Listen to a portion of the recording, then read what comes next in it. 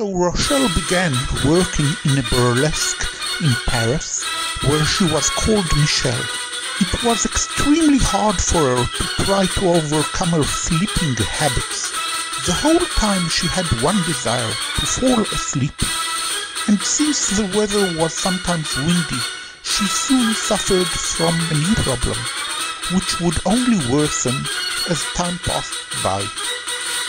One of her cheeks became infected with pus and chronically sore, and as Vlad's demands grew, she worked harder and harder. Eventually she began working at the most famous sexual entertainment spot in Paris, the Moulin Rouge. Grandpa, how is it possible to make magic? It is too complicated. There are holy powers on the one hand and unholy and blasphemous on the other, but it is too complicated for your age. But Vlad's demands grew and grew.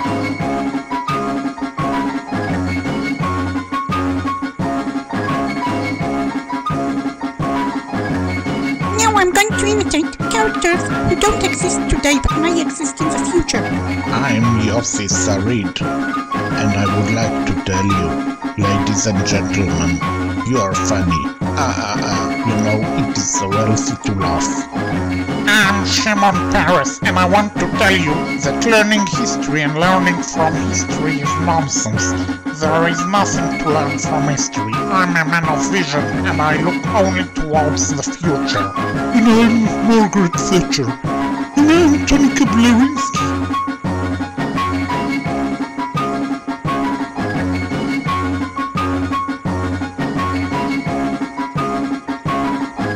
Să ne prefacem că eu sunt iubitul tău și ne-ai respinge. De acord. Vrei să te măriți cu mine? Nu. Atunci trebuie să folosească violența.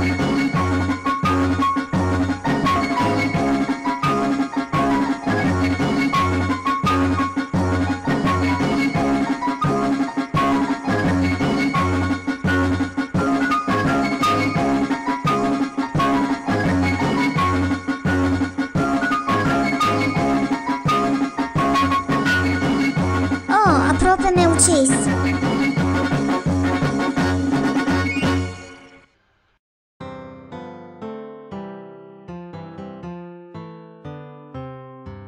Occasionally he would be angry at his aunt, her husband and their daughter for the nerve to occasionally ask him to help them in shopping and other housework. Vlad, dutiful comparator. Oof! Then he would leave the house in anger, go to the house of the neighbors from the opposite side of the road and ask him to stay at their place.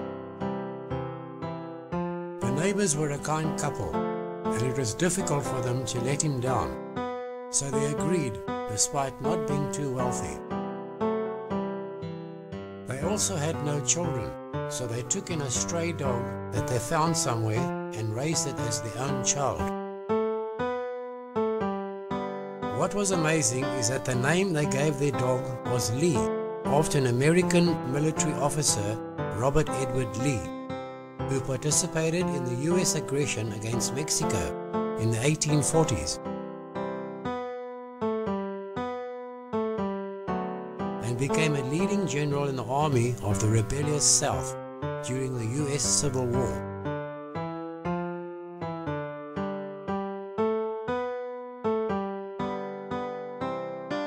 The relationship between Vlad and Lee was complicated, as he used to play with her, but also to tease and be cruel to her.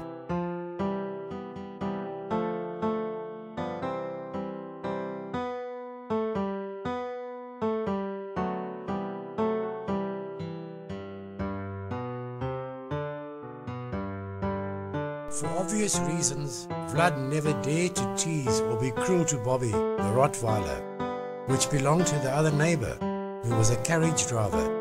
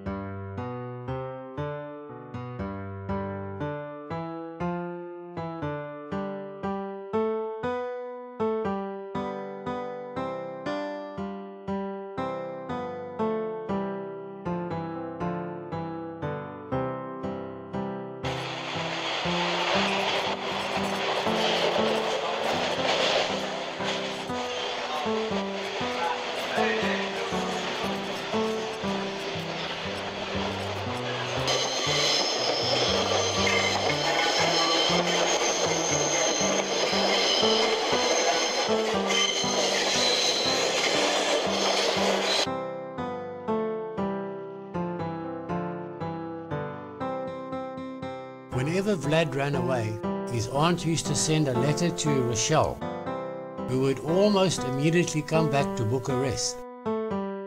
Mama! Calm Vlad and persuade him to go back to his aunt and stay there. But by then, Vlad's demands grew to new standards.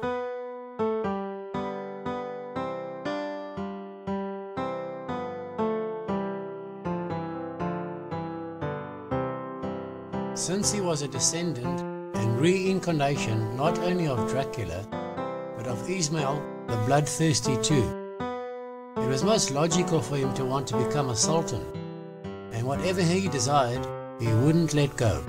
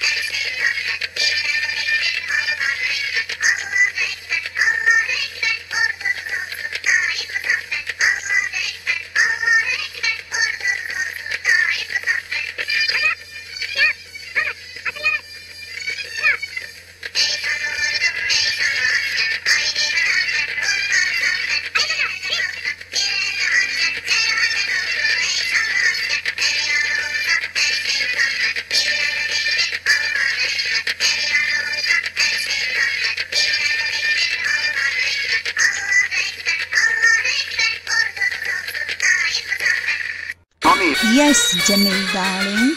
I've met a woman who would like to stay at our place. Is there a place? Well, is she at least pretty? I mean, would you be interested in her by any chance? I think so. Then, of course, she's welcome to stay with us. Oh, Jamil, I forgot to tell you. Tomorrow, my son arrives in Paris by train. Is it possible for you to come with me to meet him? Of course. Is he coming on a visit? No, he got angry with his aunt. I mean, with my sister. What happened? She asked him to help her in shopping or something. So what is the problem? Why can't he help in shopping? But he is only a little child. I don't understand. Little children can help in shopping too, but alright. Of course, I will come with you on the railway station to meet him. And can he stay with me in your apartment? I don't know. I had to ask my mother, but she's unlikely to agree. Why wouldn't she agree? Doesn't she love you? Of course she does. Then why won't you ask her, for your sake, to let him stay at your apartment? It's not so simple. She did let you stay. Then ask her if she can let my son stay too. Tell her it is not for my sake or his sake, but for your sake. She loves you, and I'm sure she will let him stay.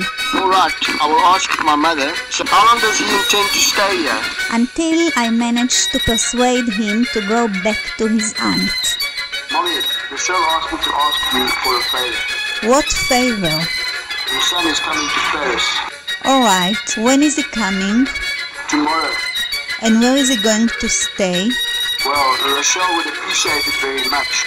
If he could stay at our apartment? Alright. For how long? Well, she's not sure.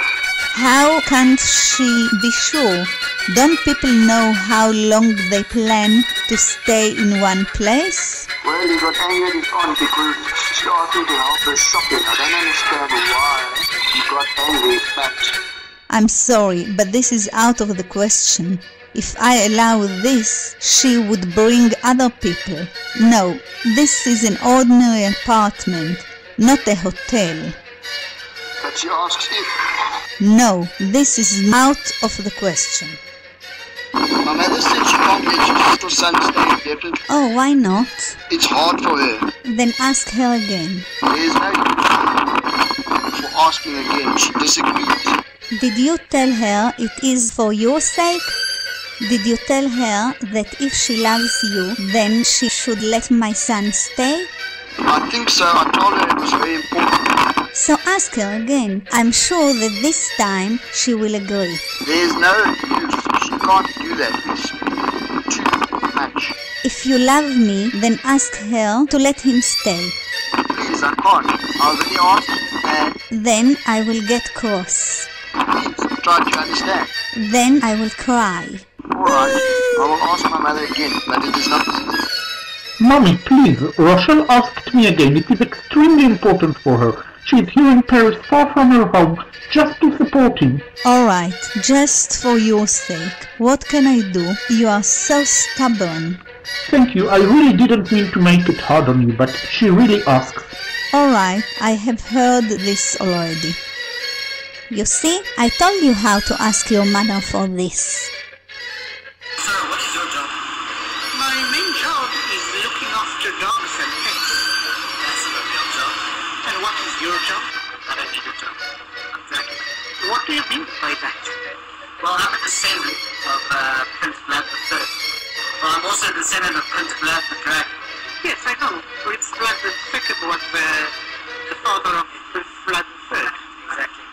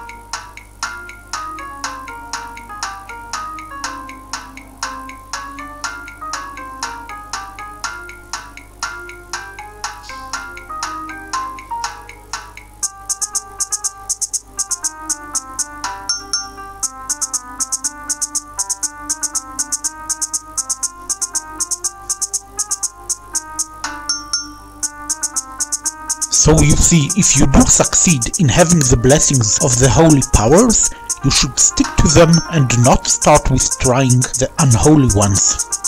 I'm going to use both the holy and unholy powers. Now you are under my power. Yes, we are!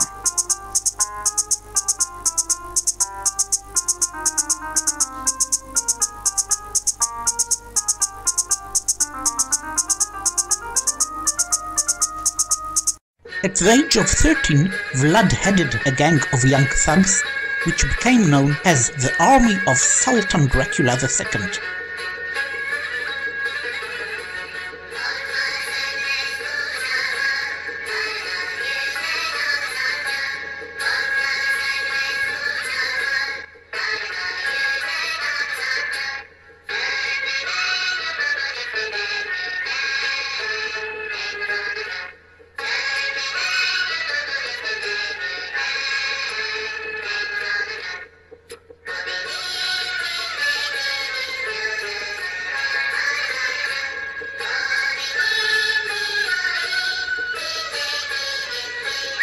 This gang started stealing money, mugging, bugging and terrorizing people by all means.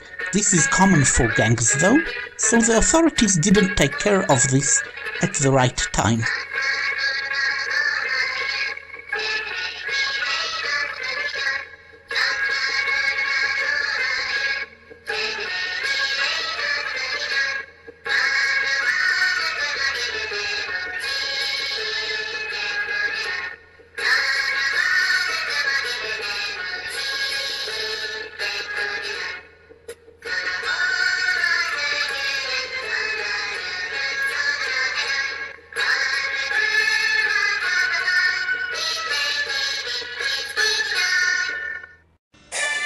there.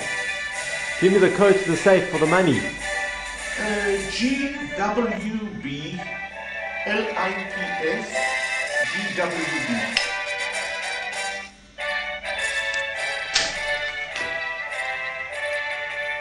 RCF KURACRCF.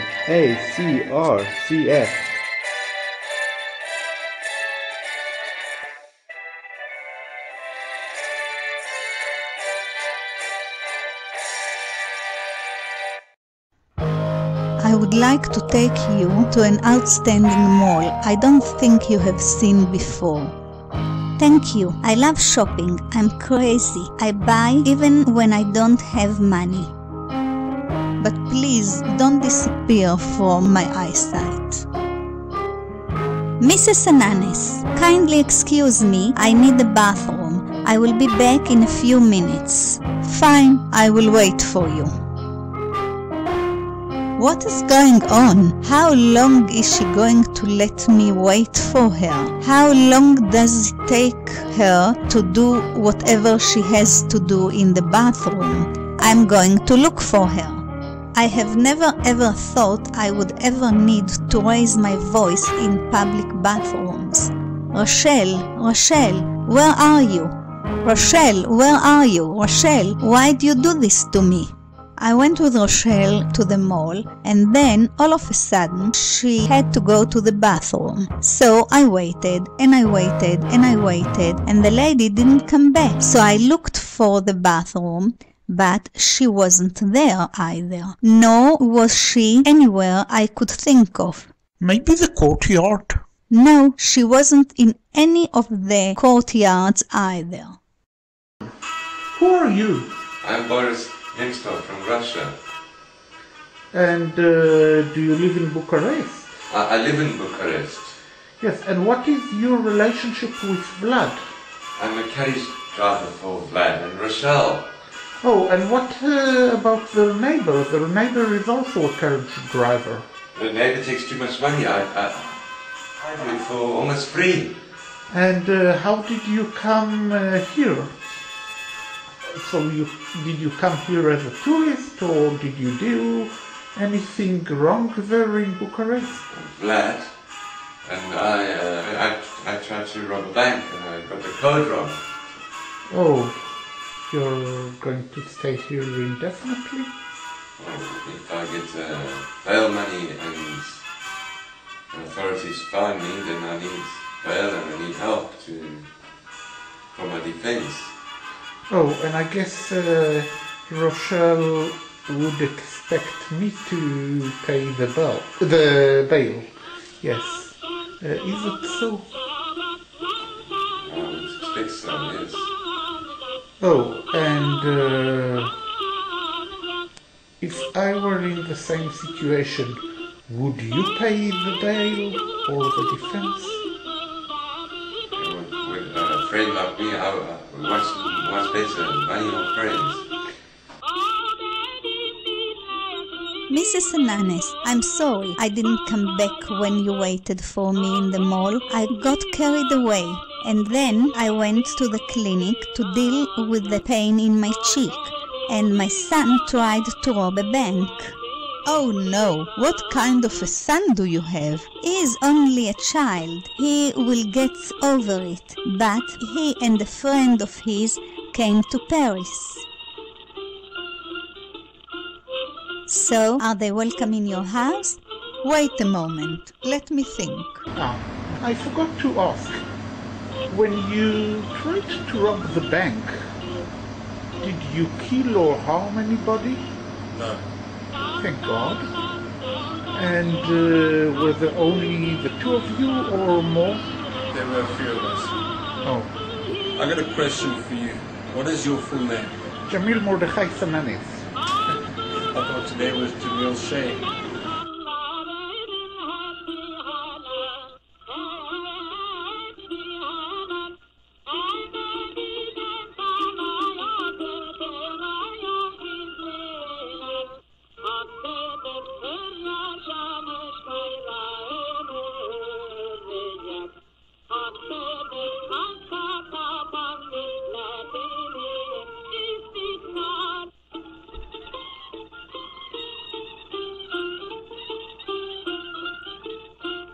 I know this woman. I know this patient. She is a friend of my son, who is in the front line.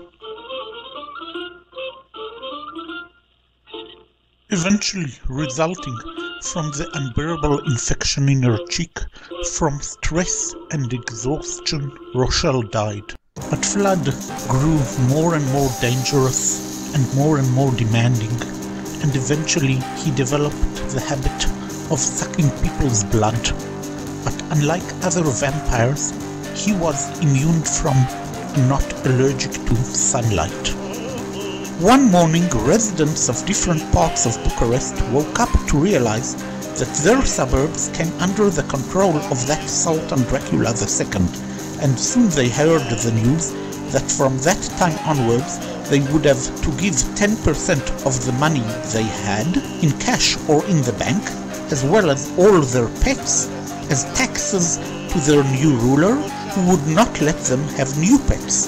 That happened in parts of Bucharest where a great percentage of teenage boys, or even most of them, joined Vlad's gang.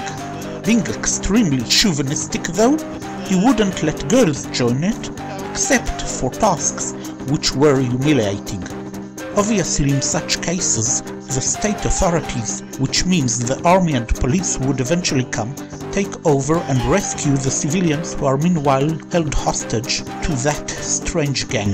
The problem is that meanwhile, while the civilians are actually held hostage by the outlaws, every minute or even every second is crucial and is a matter of life and death. And by the way, exactly during that time, the Romanian army was prepared to enter the First World War, which was deliberately started by the Austro-Hungarian Empire, which wasn't interested in diplomacy or compromise, but was determined to have its own way by force, giving war a chance in order to teach Romania's neighboring country, Serbia, a lesson. The lesson of might is right. So the timing of Vlad's gang's takeover was most difficult for the Romanian authorities. The last thing which they needed was a rebellion headed by some reincarnation of Dracula or of Ismail the Bloodthirsty. Besides, people knew by then that Vlad was engaged in witchcraft, and that at any moment there was a danger of him resurrecting the armies of Genghis Khan, Mehmed the Conqueror, Ismail the Bloodthirsty, and who knows which other armies and who else. So they understood quite well that time was not on their favor, and that they had to act immediately and not wait for the authorities to deal with that, because by then it might be too late. So parents were in a difficult dilemma what to do. The logical solution was to fight their own sons and kill them if necessary before those sons managed to kill their own parents. But who is able or willing to kill his or her own child?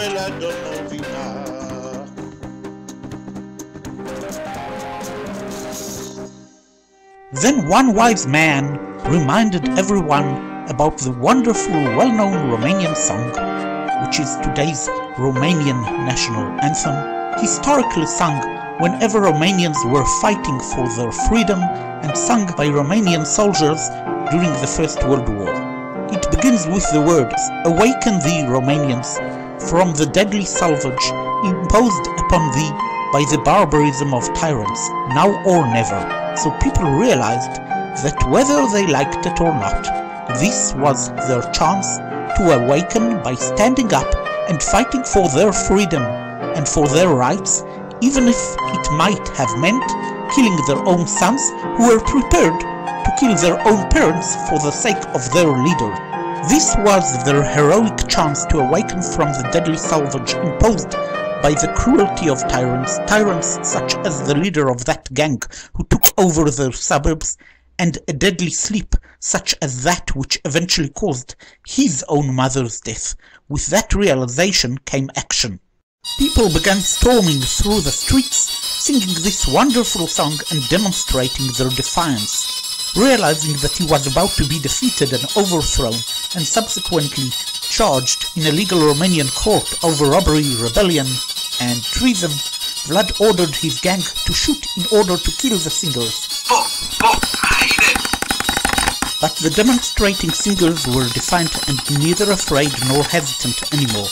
This was their chance, and they were now willing to kill members of this gang, even if by any chance they were shooting at killing their own sons, because it is always better to be the first one to shoot than being shot and killed, maybe by your own son. So they were singing while shooting and being shot at. The sound of the singing grew louder than Vlad's order or than the sounds of the wounded. The singers were unstoppable anymore, and eventually they managed to kill Vlad, the head of that gang himself, and thus stop that crazy episode.